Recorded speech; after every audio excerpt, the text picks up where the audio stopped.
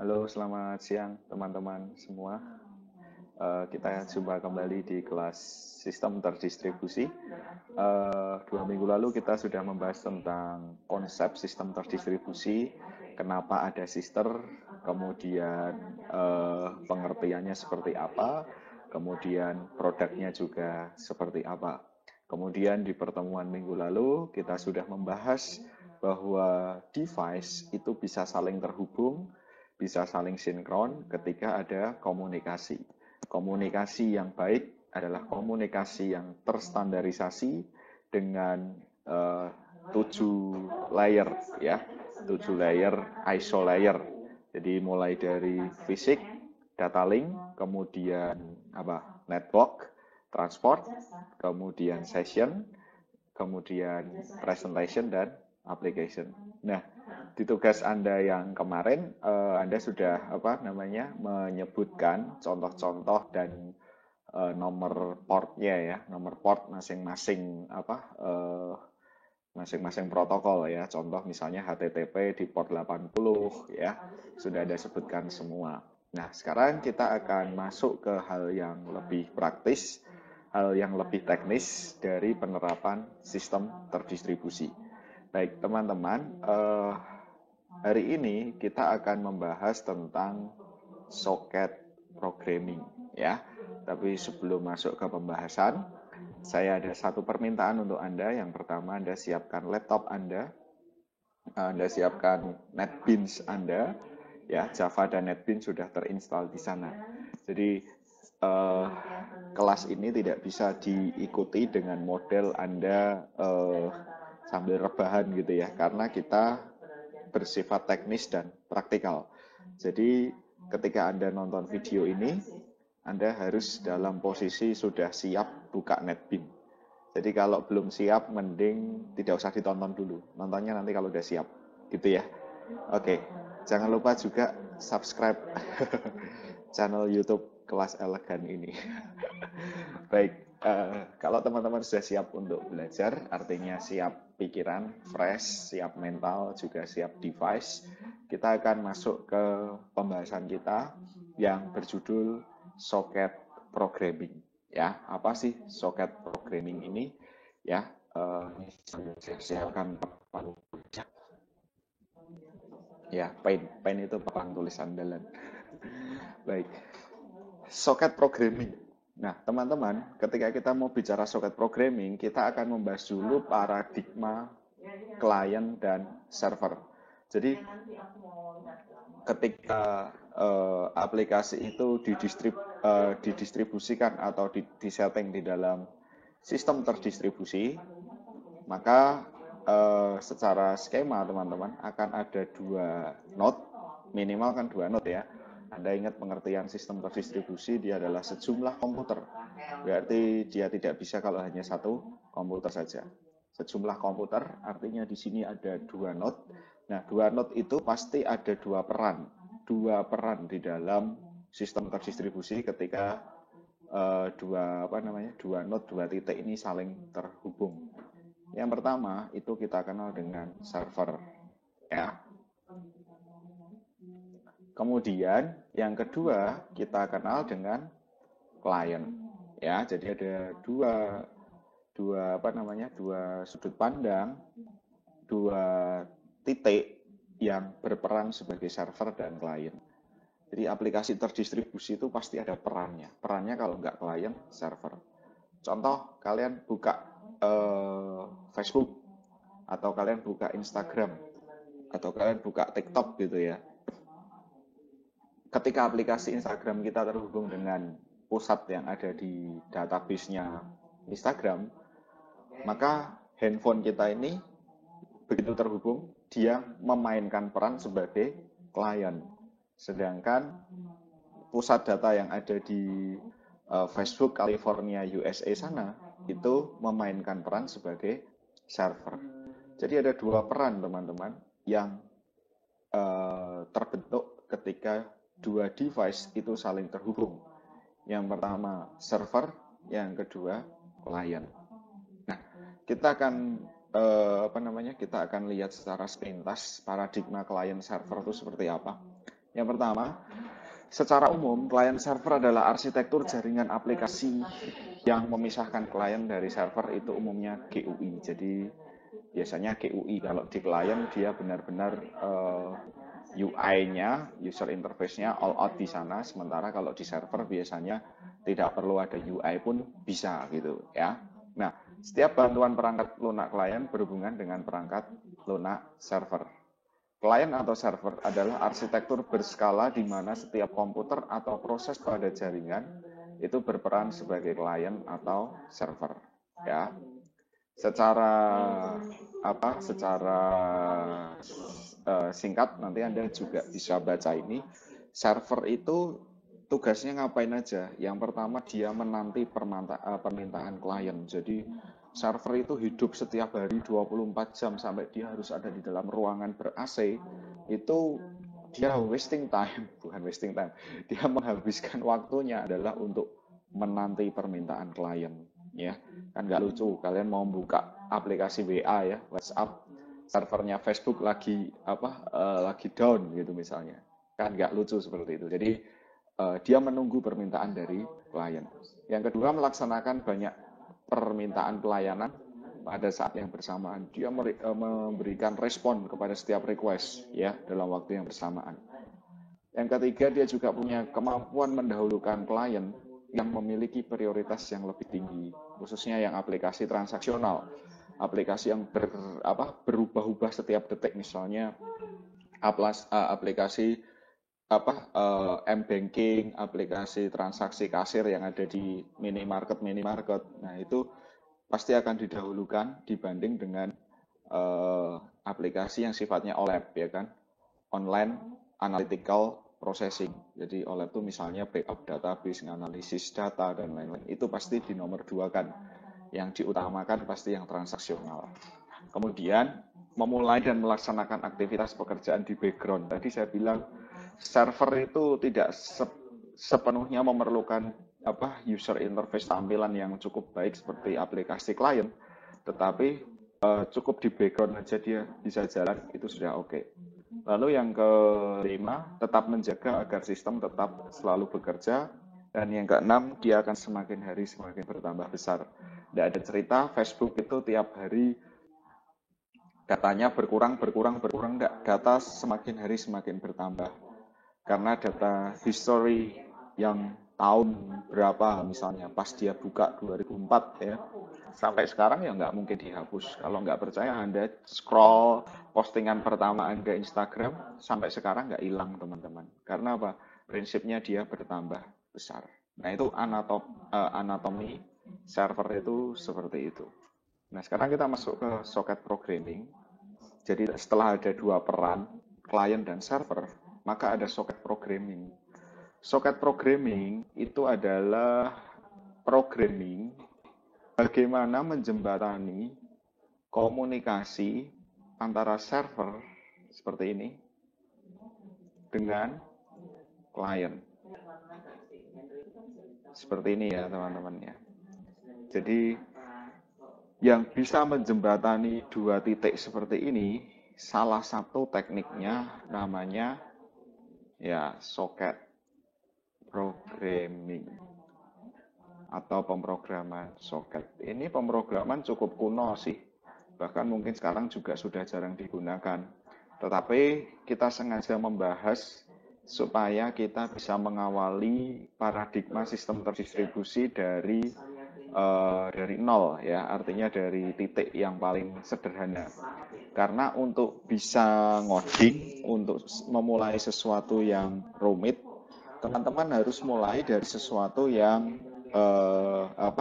yang kecil dulu. Jadi tidak bisa kalau kita tiba-tiba ngoding sesuatu yang besar gitu.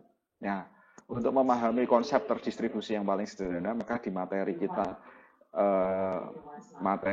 yang yang bersifat teknis pemrograman ini, teman-teman, kita akan membahas satu model pemrograman yang paling sederhana untuk client server, yaitu socket programming. Baik, kita lihat dulu teorinya sebelum kita masuk ke praktikumnya. Yang pertama, socket programming merupakan IP port pada sebuah host mesin yang spesifik. Jadi dia adalah pemrograman IP ya, di IP address. Soket adalah sebuah konsep yang telah berkembang pada paradigma pemrograman untuk beberapa waktu. Ya, pertama kali digunakan di sistem Unix pada tahun 1970 ya. Jadi sudah sangat lama sekali soket programming ini digunakan. Soket merupakan standar low level komunikasi yang cukup primitif ya, gitu teman-teman. Nah, seperti yang kita bahas kemarin di protokol transportasi, di layar transportasi, itu ada dua ekspedisi ya, ekspedisi TCP ya dan UDP. Soket programming pun itu juga nanti akan jalan di dua ini teman-teman, dua dua ekspedisi ini. Dia mau model TCP atau dia mau model UDP, ceritanya seperti itu ya. Nah, komunikasi soket yang pertama, jika dianalogikan, komunikasi soket merupakan komunikasi dua arah antar komputer dengan jalur pipa sebagai penghubung dari masing-masing pipa dan tertancap pada gerbang tertentu yang dinamakan port. Jadi kalau komunikasi soket itu komunikasinya seperti ini teman-teman, ya seperti ini. Ini seperti pipa. Pipa itu kan mengalir ya, mengalir. Jadi mengalir dari dari klien lewat yang hijau ini, kemudian di request lewat yang merah ini.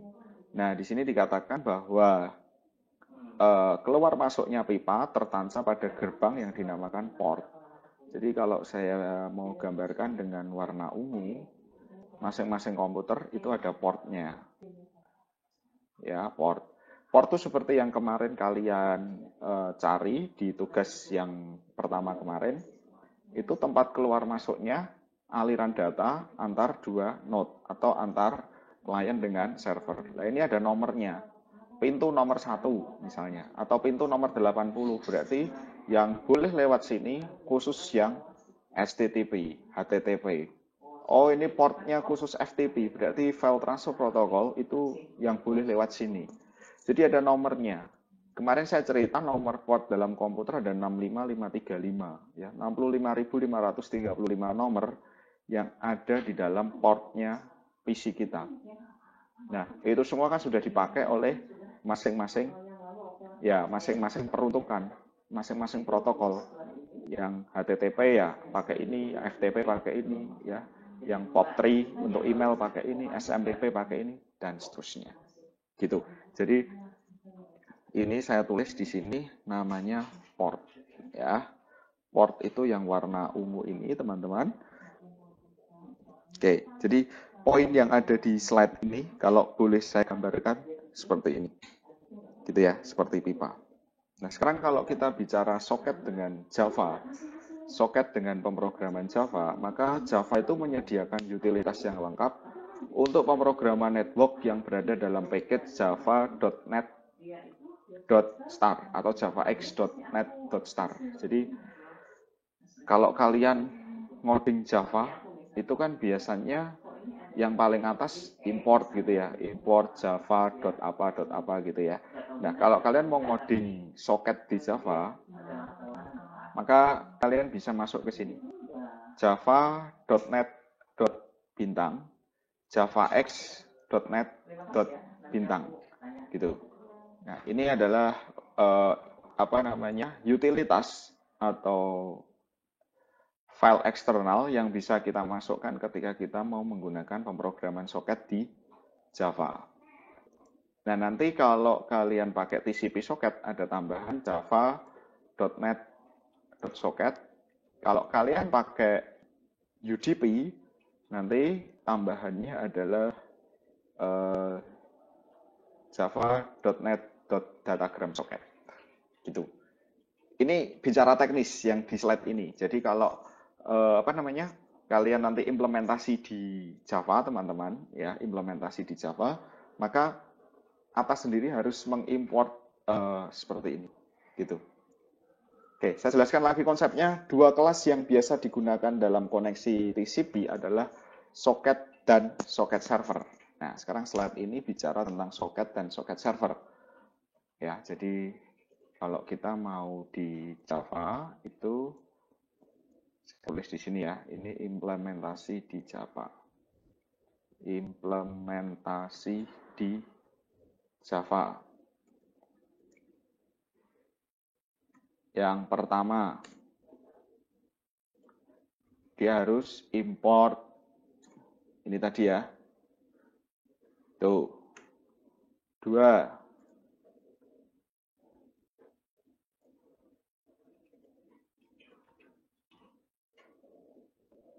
Yang kedua, kalau dia TCP, maka yang harus dia kerjakan, dia harus mengimport java.net.socket. Nah, nih. Tapi kalau dia UDP,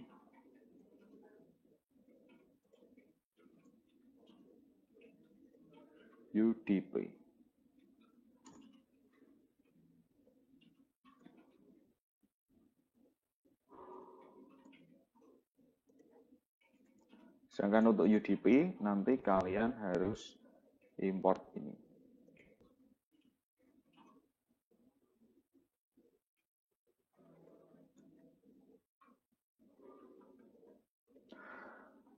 Nah, ini dua hal teknis yang harus dikerjakan ketika kita akan mengimport soket di dalam pemrograman kita, ya. 1 dan 2. Oke. Ini tadi penjelasan slide yang sebelumnya. Sekarang masuk ke slide ini. 2 kelas ya, karena dia sudah import, ya, sudah mengambil package atau paket punyanya java.net.star atau java.net.socket ini, maka dalam TCP socket itu akan ada 2 kelas yang bisa digunakan di dalam koneksi TCP, ya. Ini saya tulis di sini. Sampingnya, sini aja.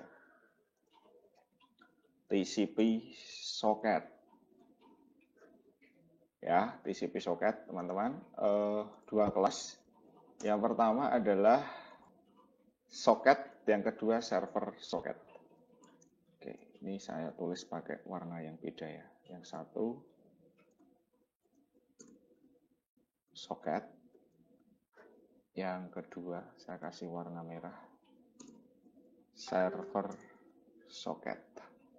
Jadi ada 2, socket dan server socket. Itu yang ada di dalam kelas yang harus ada di dalam pemrograman soket kita setelah mengimport. Oke, masih bingung? Kalau masih bingung tetap fokus, tetap perhatikan. Ya, ini mau saya gambarkan yang mudah saja. Soket merepresentasikan endpoint communication antara klien dengan server. Sedangkan server socket merepresentasikan soket yang berada di server yang menunggu request dari klien untuk dilayani.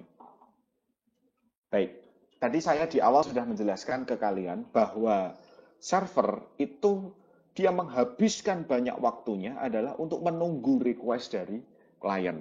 Nah, diimplementasikan dalam bahasa Java itu namanya server socket. Jadi server socket, kelas server socket ini tujuannya apa? Menunggu request dari klien untuk dilayani. Berarti server socket ini ada di mana teman-teman lokasinya? Di klien apa di server? Di server. Ya, berarti saya tulis di sini. Ya, saya gambarkan di sini. Nah, yang warna merah SS. Ya, SS ini adalah server socket. Nih ya, tak kasih warna merah. Nah, sekarang socket sendiri, kelas socket sendiri, ya, kelas socket sendiri itu ada di mana? Anda lihat di sini. Socket merepresentasikan endpoint communication antara klien dan server. Endpoint antara klien dengan server. Endpoint itu berarti ini. Titik terakhir antara klien dan server itu di mana? Ya ini. Endpoint-nya di sini. Di portnya ini. Ya. Di klien dan di server. Berarti ada di dua-duanya ya. Antara klien dan server. Berarti teman-teman. S itu ada di sini. Socket itu ada di sini. Dan di sini. Nah, karena dia merepresentasikan endpoint. Endpoint komunikasi antar 2 titik. Ya, jadi sekali lagi, ini implementasi di Java. Kalian harus import 2 hal ini. Kemudian nanti kita harus mengambil kelas soket dan server soket. Secara skema, ya, soket itu endpoint di masing-masing dua titik, ya, yang saya kasih warna biru tulisan S ini, portnya. Sedangkan server soket itu adalah yang tukang nunggu, yang siap melayani Anda, ya, yang siap melayani siap melayani permintaan dari klien. Kira-kira seperti itu teman-teman untuk slide yang bicara tentang TCP soket ini. Nah, ketika server menerima request dari klien, server akan membuatkan soket baru yang digunakan sebagai komunikasi antar server dan klien sehingga server bisa mendengar request dari klien yang lain lagi. Klien juga akan membuat soket untuk komunikasi dengan server. Jadi begitu ada aliran komunikasi yang baru, sesi baru, ya session, maka dia akan buat S lagi di sini. Ya, S-nya lagi di sini. Oh, ini soketnya, misalnya ini soketnya port 8080. Ini soketnya port 100. Nanti ada lagi port 21, ada lagi port 15, port 13, dan seterusnya. Jadi dia akan meng-create dulu.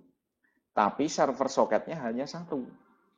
Ya, hanya satu, tetapi ini sekali lagi ini bisa dibuat banyak. Oke. Sehingga dua hal inilah yang harus kita persiapkan ketika kita akan ngoding soket programming di aplikasi Java. Nah, ini nanti ada tahapannya, tahapan membangun koneksi. Yang pertama membuka soketnya, membuat input dan output stream alirannya, dan menutup atau mengakhiri soketnya.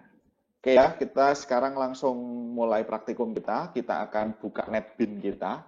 Saya harap kalian sudah install versi berapa, tidak ada masalah. Kita buat project baru, file new project. Kita pilih Java, Java application, ya biasa, Java yang biasa. Oke, sudah. Jadi kita buat project baru di NetBeans kita, file Java, Java application. Next, ini saya buat namanya latihan soket gini ya, folderingnya terserah kalian kalau sudah di finish. Sampai creating new project-nya selesai. Satu lembaga yang seperti ini. Oke, silakan Anda buka Anda dulu dan buat new project ya. Baik, kalau sudah teman-teman, kita akan buat kelas ya, kelas untuk apa ini tadi dua titik yaitu server dan klien. Jadi ada dua nanti peran kita. Kita akan ngoding sisi server dulu, kemudian selanjutnya kita akan ngoding di sisi klien. Baik, sekarang kita klik kanan apa project kita buat Java class baru. Kita beri nama server ya, server ini. Kita sepakati aja S-nya besar biar nanti kalian nggak bingung juga. Atau kalau kalian mau buat kecil ya tidak masalah. Punya saya ini S-nya besar ya. Oke, kalau sudah di finish saja. Ini public class server. Oke, kalau belum di pause dulu. Kalau sudah saya lanjut. Baik, saya akan lanjut teman-teman untuk membuat soket. Ya, tadi sudah saya tuliskan di sini. Ketika kita mau mengimplementasikan di Java, maka kita perlu import JavaNet dan Java NetSocket. Ya, nanti kalau kita sudah implementasi coding ini sebenarnya import itu ketika kita ngetik coding di NetBeans ya. Kita apa namanya? Kita ketik apa, terus itu belum ada nanti biasanya ada suggestion suruh kita import gitu ya. Cuman biar kita lebih bertahap, kita akan tulis secara manual di sini import java.net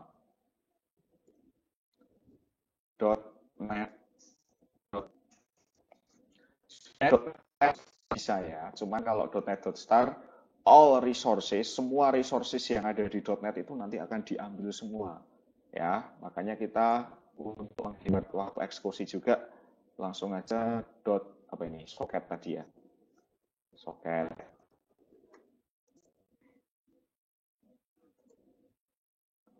Oh, ini S-nya besar.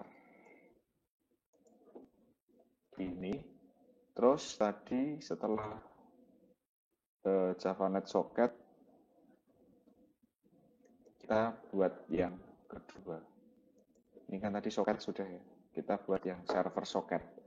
Ya, ini kalau pakai .sar langsung cukup satu, tapi karena kita pakainya satu-satu, berarti kita java.net server socket. Nah, syarat pertama sudah kita penuhi, kita import semua resources atau sumber daya untuk socket programming kita. Jadi sudah ada import JavaNet socket dan server socket. Oke, langkah selanjutnya kita diminta untuk membuat kelas. Oh ya, ini kita buat yang TCP dulu ya teman-teman ya. Yang UDP nanti kita di next-nya. Sekarang kita fokus ke TCP socket dulu. Jadinya tadi java.net.socket untuk dapat yang nomor 1. Kemudian kita dapatkan yang nomor 2, kita pakai java.net.server-socket ini tadi. Ini. Nah, tadi saya katakan ini ada 2 kelas, berarti kita harus buat kelas baru. Oke, kita buat ini ya, PSVM dulu ya. Public Static Void Main String ARGS ya. PSVM lalu di tab ya, atau kalian mau ketik manual ya tidak masalah ya, seperti ini. Lalu kita buat seperti yang ada di mana ini, di konsep kita akan membuat SS dan juga S ya. Kita buat server socket, ini kelas ya, SS ini. Lalu buat juga untuk socket S, gitu dong. Oke, ada server socket dan juga ada S, jadi SS dan S.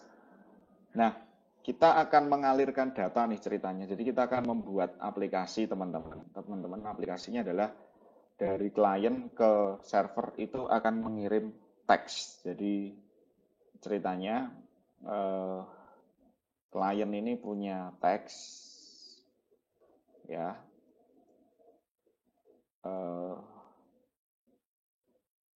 Punya teks seperti ini ya. Nah, teks ini akan dikirim ke server. Ceritanya gitu. Maka teks ini nanti akan lewat sini. Ya toh. Dan akan ditunggu oleh SS. Jadi saya punya teks misalnya, halo selamat siang gitu kan, atau halo selamat pagi gitu. Yang ngetik klien, ya komputer klien. Dan nanti klien teksnya itu akan dikirim ke server. Nah ini prinsip primitif atau prinsip kerja yang paling gampang untuk aplikasi chatting ya, WA. Ketika kalian mau WA teman Anda atau pacar Anda, itu kalau WA itu andai kata pakai soket, nah itu gambarnya seperti yang ada di papan tulis di layar Anda. Jadi teksnya di sini, ya teksnya di sini dikeluarkan lewat S-nya ini, port ya soket, kemudian dikirim ke server tujuan, diterima oleh soket endpoint-nya server, dan diserahkan ke SS server soket. Kita mau buat aplikasi seperti itu ceritanya. Nah karena itu ini sudah kita buat server, jadi kita akan menyiapkan sisi yang server dulu, yang di sini ada SS dan ada S. Ini tadi kelasnya sudah kita panggil dan menjadi objek namanya SS dan juga S, gitu ya. Oke. Berikutnya, karena kita nanti mau menerima teks teman-teman, saya pakai data input stream. Ya, data input stream saya kasih nama input. Ini. Nah ini kalau error nanti otomatis di atasnya ini sudah ada import yang create. Nah sebenarnya ketika kita nulis server socket dan socket itu nanti dua ini langsung kebuat gitu ya. Cuman tadi kan saya lebih ingin menjelaskan ke Anda tahapannya. Oke, data input stream. Stream itu berarti aliran. Jadi kita ini input itu nanti ini. Ya, aliran di sini. Aliran yang masuk ke server. Itu namanya data input stream, ya. Data input stream saya kasih warna biru ini ya. Data input stream tadi. namanya input.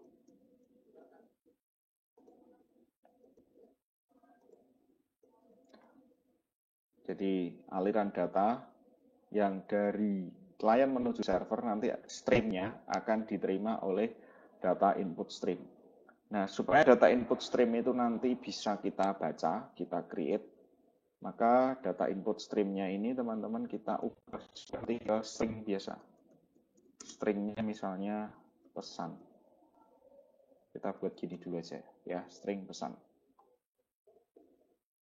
Jadi kita nanti ada variabel pesan di sini. Saya kasih warna apa ya, abu-abu gitu ya. Pesan ini sudah tipe S, string.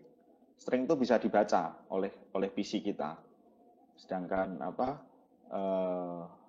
kalau data input stream itu belum bisa. Istilahnya kalau mau saya simpelkan, data input stream mau di system.out.println itu belum bisa. Tapi kalau mau dicetak itu harus kita kita casting atau kita ubah ke bentuk string terlebih dulu. Gitu ya. Baik. Saya sudah siapkan ada S input dan juga pesan. Ya, pesan ini input di sini. S ini, SS ini. Oke. Berikutnya kita buat try catch, teman-teman. Ya, ketik aja try catch selalu di tab gitu ya.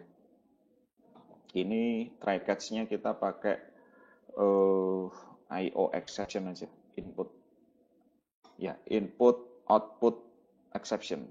Ini keluar lampu, kita klik aja.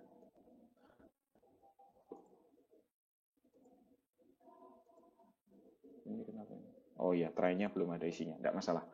Oke, sekarang kita buat dulu server, berarti SS sama dengan new server socket. Ingat ya, ini tuh sebenarnya sambungannya ini ya. Kalau membuat objek di OOP kan gitu ya. SS sama dengan new server socket, buka kurung, lalu titik koma. Nah ini kurungnya ini kita ada satu parameter yang bisa kita sisipkan, namanya adalah portnya. Port ya, port kan kemarin kita cerita ada port 1 sampai 65535. Kalau kita pakai port 80 itu sudah dipakai oleh HTTP. Port 21 sudah dipakai oleh FTP. Kita buat port yang lain, misalnya port 212 Wiro Sableng gitu ya. Nggak masalah, ini belum dipakai oleh orang lain. Oke, SS sudah. Kita kasih notice ya. System out println, server siap.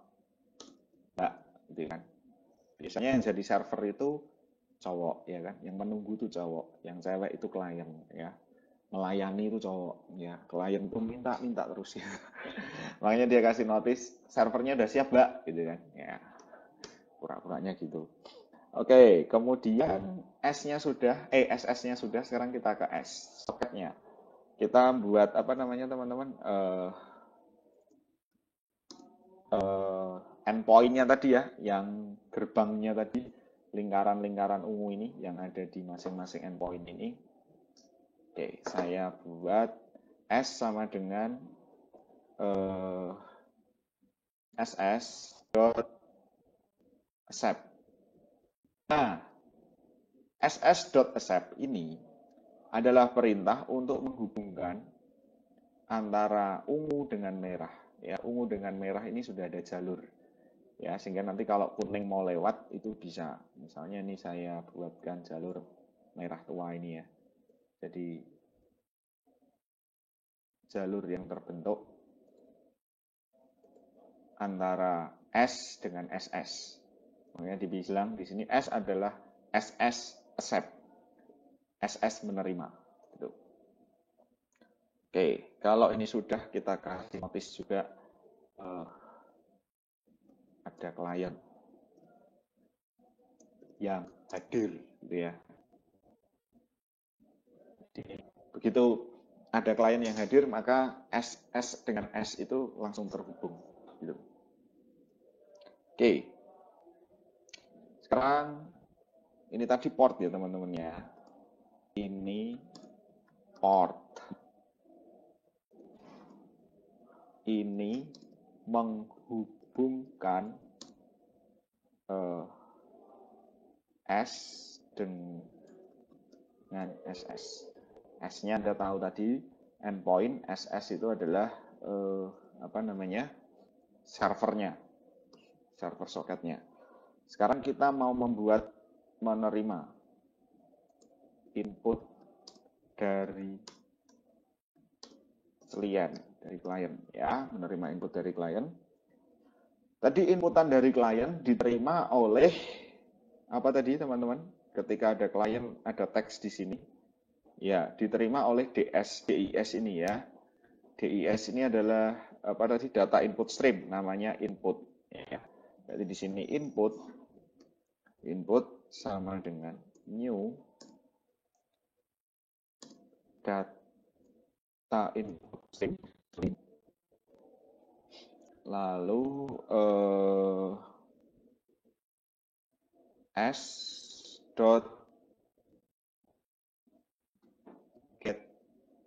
input stream.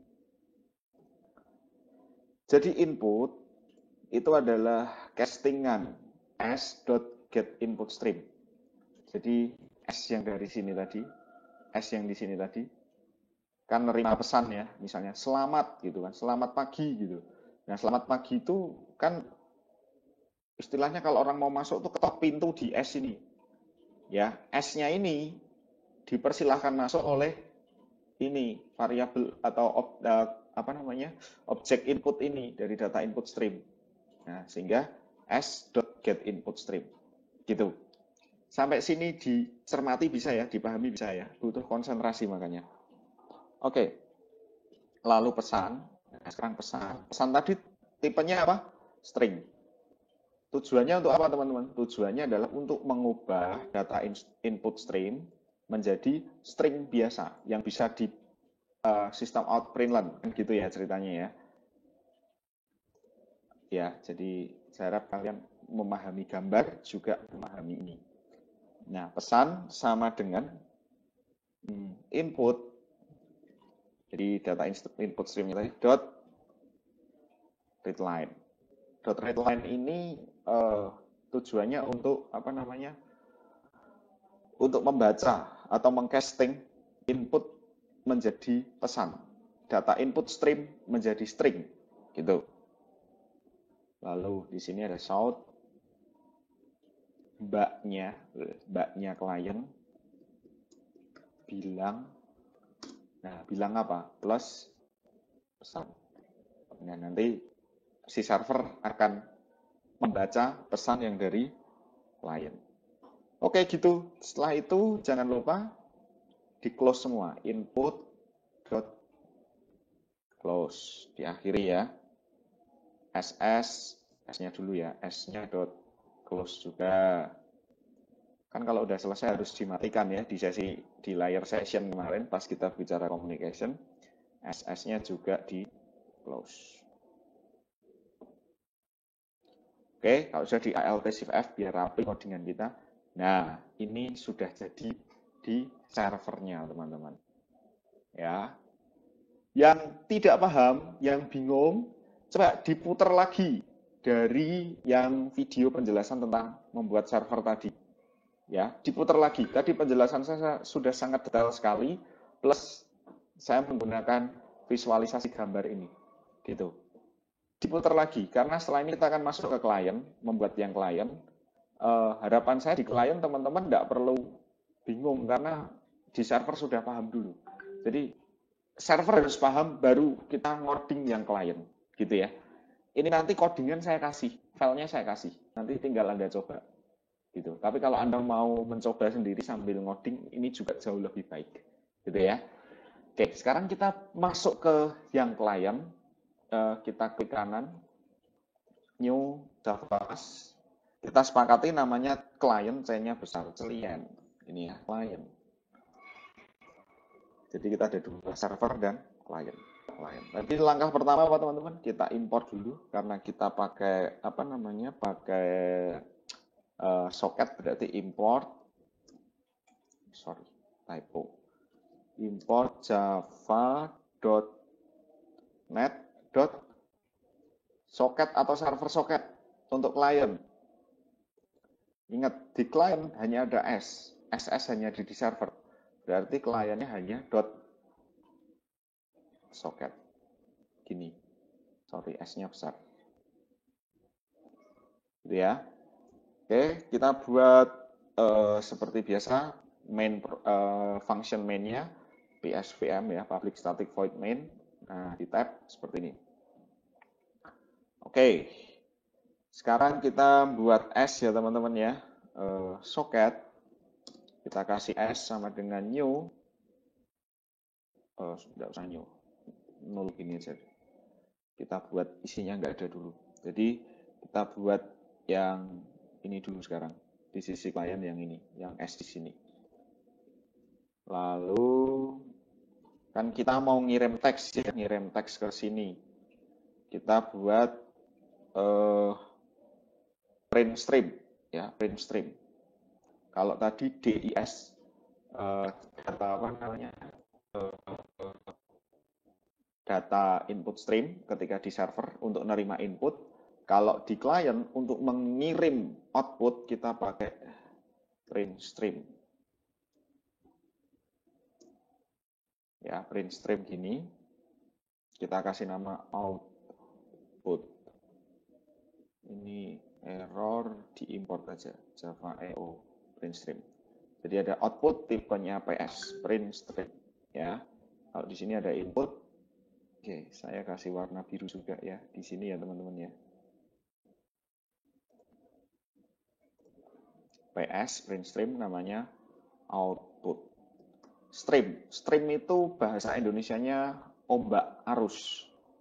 Ya, arus atau aliran. Berarti yang dikirim itu nanti sudah berbentuk stream. Stream itu sudah bukan lagi string, bukan lagi integer, bukan lagi teks, tetapi stream. Stream itu nanti yang melewati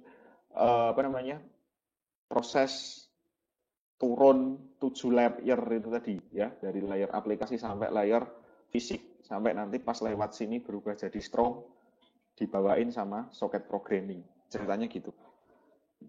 Oke, ini sudah ada output tipenya print stream. Kemudian saya juga akan membuat inputan. Inputannya saya pakai buffer reader aja ya. Buffer reader ini ya, buffer reader pesan. Ini saya import juga. Buffer reader pesan ya, tadi string. Nah, ini agak kasus khusus memang kalau di Java. Kalau kita di bahasa C kan tinggal pakai scanf gitu ya kalau menerima input dari user. Nah, kalau di Java memang kita kadang harus pakai buffer reader untuk baca inputan dari teks dari keyboard kita. Oke, saya buat try catch teman-teman. Tab gini. Ini masih sama kayak yang tadi di server, IO exception. Ini kalau belum ada importnya, diimport dulu IO exception. Kalau masih error seperti ini, biarkan. Karena try-nya belum ada isinya. Gitu. Nah, sekarang kita masuk di try-nya. S sama dengan, tadi kita sudah buat 0 dulu. Sama dengan new socket. Ini ada 2 parameter. Ceritanya gini. Klien kita ini akan menuju kemana? Menuju ke server, ya enggak? Menuju ke PC lain atau node lain. Nah, server itu teman-teman, server itu kalau kemarin kita bicara di network dan transport layer, itu sudah ketahuan alamatnya atau IP-nya, ya enggak? IP. Jadi kita harus tahu ini klien ini mau diarahkan ke IP mana. Nah, ini didefinisikan di sini. IP-nya misalnya nih ya, 127.0.0.1 localhost ya. Atau kalian bisa tulis juga di sini localhost gini. Bisa. Atau kalau kalian nanti pakai komputer lain di rumah, kalian tulis 192.168 1 misalnya gitu.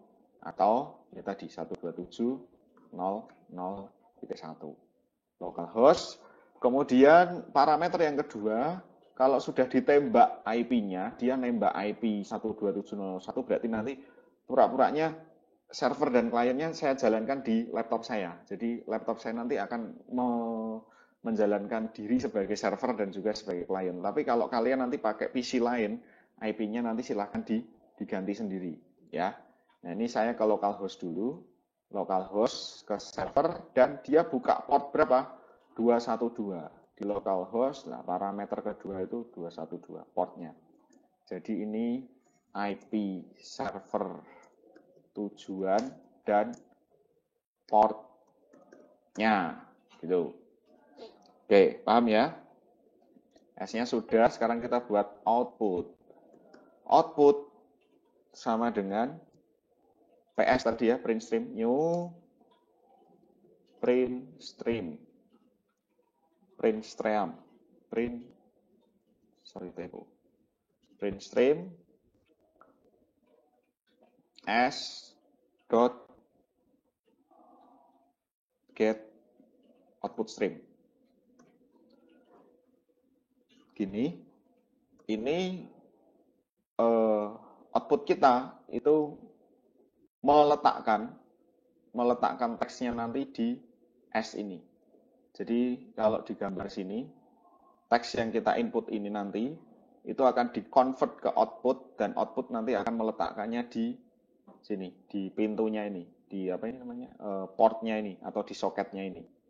Tadi saya bilang soket sama port itu sama, pemrograman soket ya pemrograman port gitu. Nah di sini, jadi teksnya ditaruh di pintu sini sebelum dialirkan ke tujuannya. Oke, output sudah, sekarang saya masuk ke pesan. Nah, pesan tadi kan buffer reader ya teman-teman ya, sama dengan new buffer reader,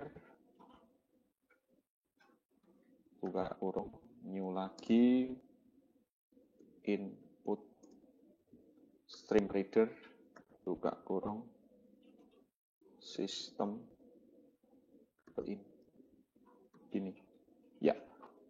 Nah ini satu perintah untuk menerima inputan berupa teks ya, string, jadi pesan. Terus nih mbaknya mau nulis apa gitu kan. Nah nanti mbaknya nulis di sini kan. Nah ini output dot println pesan dot readline. Gini. Sudah, kalau sudah nanti seperti biasa outputnya di close, lalu S-nya di close juga. Nice. Kalau sudah di Alt Shift F. Oke, silakan Anda coding dulu untuk kliennya. Tadi penjelasannya sudah cukup saya gambarkan. Jadi output println pesan.readline ini adalah perintah untuk membawa teks itu sampai di ambang pintunya sini. Ya, dikirim di sini nanti berupa print stream, diterima di sini berupa data input stream. Kemudian data input stream oleh yang abu-abu ini diubah menjadi teks biasa, ya, jadi string biasa, sehingga nanti bisa dibaca oleh servernya. Oke. Baik, kalau sudah kita akan coba running teman-teman. Jadi kita tadi punya dua, server dan client. Client itu normalnya harusnya terpisah karena kita bicara sistem terdistribusi itu sejumlah komputer, tapi karena ini hanya ada satu komputer, jadi kita running dua-duanya di dalam satu PC. Nah, antara client dan server, yang di run atau yang dijalankan pertama yang mana? Client atau server? Yang menunggu atau yang ditunggu dulu? Ya, yang menunggu dulu. Di mana-mana cowoknya harus datang duluan, baru ceweknya. Ya, jadi servernya itu harus di running dulu. Ya, klik kanan run file gini. Ya, sabar. Ini jangan di close ya. Server siap Mbak sampai ada tulisan gitu. Berarti ini servernya SS-nya sudah jadi. S dan SS-nya sudah jadi. Kalau sudah ada tulisan server siap Mbak gitu kan, berarti ini yang di sini ini udah jadi ya. Sekarang ini jangan di close. Kalau di close nanti kliennya nggak ada tempat berlabuh ya. Tiada hati untuk berlabuh. Maka sekarang ini jangan di close, biarkan jalan. Kita buka yang klien, lalu kita klik kanan, run file. Nah, mbaknya mau nulis apa? Nah, di sini ada klien yang hadir, ya. Ada mbaknya yang hadir tadi. Nah, sekarang kan di klien ditanya, mbaknya mau nulis apa? Nulis, halo masnya, gitu kan. Nah, terus di enter. Kita lihat di sisi server. Nah, ini ada tulisan. Mbaknya klien bilang, halo masnya, gitu. Ya, ini simpelnya seperti itu. Jadi aplikasi kayak chatting gitu ya, ngirim teks dari klien ke server. Mungkin kalau di satu PC gini nggak kelihatan serunya, tapi kalau ini misalnya ya di lab ya, bayangkan kalau kita lagi di lab, sekalian tanya IP address-nya teman kalian berapa, firewall-nya dibuka. Nah ini kan kalau misalnya tes atau tugas atau tes online di kelas kan bisa saling berbagi jawaban dengan aplikasi TCP socket ini. Oke, teman-teman itu tadi penjelasan dari saya tentang codingannya. Nanti codingannya saya kasih ya. Kalau kalian kurang paham, alurnya sekali lagi diputar ulang. Pelan-pelan aja sampai kalian paham. Gitu. Ya, ini nanti sketch-nya juga akan saya berikan ke Anda di Google Classroom-nya. Jadi nanti saya kasih PPT, sketch, kemudian coding ya, supaya kalian bisa mencoba di rumah. Oke, untuk evaluasi dari materi yang sudah saya sampaikan ini, maka ada tagihan yang harus Anda bayar, tagihan berupa tugas. Tugas satu ini teman-teman seperti ini. Jadi ada kelas A, kelompok A, dan kelas B, itu kelompok B ya. Kelas A yang NIM-nya genap, nanti Anda tugasnya adalah membuat aplikasi kasir. Saya bagi dulu, nanti saya jelaskan ya, teknisnya seperti apa. Kelas A NIM genap, buat aplikasi kasir. Kelas A NIM ganjil, buat aplikasi login. Login tahu toh? Input username, password, kirim. Nanti outputnya berhasil atau tidak. Kelas B NIM genap, itu buat cek ongkos kirim. Misalnya salah 3 mau dikirim ke Semarang, beratnya 1 kilo. Nah nanti keluar ongkirnya berapa. Kelas B NIM ganjil itu adalah aplikasi pencarian buku perpustakaan. Jadi misalnya saya input kodenya 001 gitu ya. Nanti di enter atau di submit, nanti servernya akan ngasih tahu, oh ini judul bukunya, ini pengarangnya, ini dan seterusnya. Sekarang saya bicara teknisnya teman-teman. Teknisnya adalah kalian buat pakai soket. Soketnya pakai konsol aja. Jadi nggak usah pakai GUI, nggak usah pakai swing Java tampilan ya. Anda pakai ini boleh ya, pakai konsolnya Java ini yang di bawah ini kayak tadi yang barusan kita praktekkan, server dan ini. Jadi poin pertama soket dan konsol, yang kedua klien itu tugasnya adalah untuk mengirim input dan menampilkan output. Kemudian server itu algoritmanya atau hitungnya atau if then else-nya atau apapun lah gitu. Nah, server klien itu mengirim dan menerima. Jadi nanti server juga akan kasih feedback. Kalau aplikasi yang kita buat ini masih klien ngirim data ke server. Nah, ini server juga harus bisa kasih reply. Nah, ini tugas Anda. Gimana caranya biar biar server bisa reply ke sini. Nah, maksud saya gini. Kalau aplikasi Anda aplikasi kasir, maka di kliennya ini teman-teman, kliennya paling tidak ada data barang yang dibeli. Lalu di servernya itu ada algoritma hitungnya, hitung total, ya kan, diskon, ya, dan seterusnya. Kemudian kalau kelompok Anda mendapatkan kok kelompok tuh NIM Anda mendapatkan aplikasi login. Ini bukan kelompok ya teman-teman ya, individu, cuman topiknya topik kelompok login. Jadi ini tugas satu ini tugas individu. Di kliennya berarti kan di klien berarti apa? Username, passwordnya apa kan gitu toh. Nah di server itu ada algoritma untuk cek apakah benar username dan password itu atau salah. Kalau benar kirim kasih feedback ke klien username Anda benar. Kalau salah username Anda salah. Harus database enggak? Ini kita nggak usah pakai database ya, nggak usah pakai database dulu. Jadi apa namanya cukup pakai if dan else saja, simple aja ya, simple aja aplikasinya. Kalau aplikasi Anda adalah aplikasi ongkir ya, cek ongkir, berarti di kliennya itu ada kota asal, kota tujuan, terus apa lagi? Beratnya, terus Anda mau pakai jenisnya ya, jenis ekspedisinya ekspres atau reguler atau apa. Nah, itu seperti itu. Kemudian di servernya itu ada cek hitung harga ongkirnya berapa. Terus di reply nanti hasilnya ke kliennya. Terus kalau aplikasi perpus ini di kliennya paling tidak input kode buku.